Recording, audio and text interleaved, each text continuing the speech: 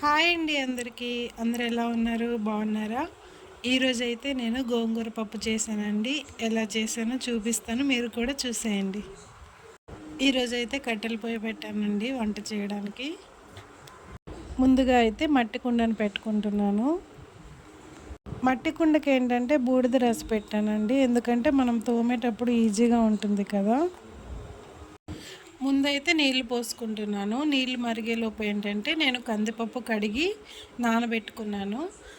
మనం ఏంటంటే నానబెట్టుకుంటే తొందరగా ఉడికిపోతుందనమాట. ఎందుకంటే కుక్కర్లో పెట్టట్లేదు కదా, కుండలో పెట్టి వండుతున్నాను కాబట్టి నేను ముందుగానే కడిగి నానబెట్టుకున్నాను.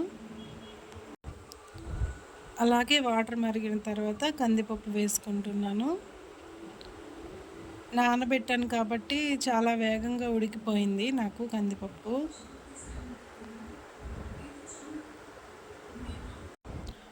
గోంగూర ఏంటంటే మన ఆరోగ్యానికి చాలా మంచిదండి, పిల్లలకైతే ఇంకా మంచిది. మా పిల్లలైతే గోంగూర డైరెక్ట్గా గోంగూర వండితే తినరు, అందుకని నేను గోంగూర పప్పు చేసి పెడతానండి వాళ్ళకి ఎప్పుడు చేసినా కూడా. పప్పు ఉడికిపోయింది కదా, టమాటా పచ్చిమిర్చి కూడా వేసుకోవాలి. నేనైతే ఈ పప్పులో కారం వేయట్లేదండి, అందుకనే ఎక్కువ పచ్చిమిరపకాయలు వేసాను. అలాగే శుభ్రంగా కడిగి పెట్టుకున్న గోంగూరని కూడా వేసుకుంటున్నాను. గోంగూరనైతే మెత్తగా ఉడికించుకోవాలి. పప్పు గోంగూర బాగా మిక్స్ అయిపోవాలి.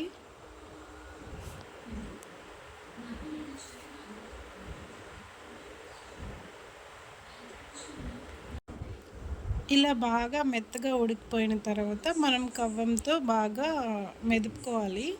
మెదుపుకుంటే గోంగూర అంతా రేగుతుందనమాట. గోంగూర రేగాక కొంచెం ఉప్పు అలాగే పసుపు కూడా వేసుకొని బాగా కలుపుకొని, పప్పు చిక్కగా ఉంది కాబట్టి నేను కొన్ని నీళ్లు పోసుకుంటున్నాను. నీళ్ళు పోసుకోకపోయినా పర్వాలేదు, కానీ పప్పు కొంచెం చిక్కగా ఉంది, అందుకని నేను వాటర్ పోసుకున్నాను. అంతేనండి, పప్పు అయితే బాగా ఉడికిపోయింది. ఇప్పుడు నేను తాలింపు పెట్టుకుంటున్నాను.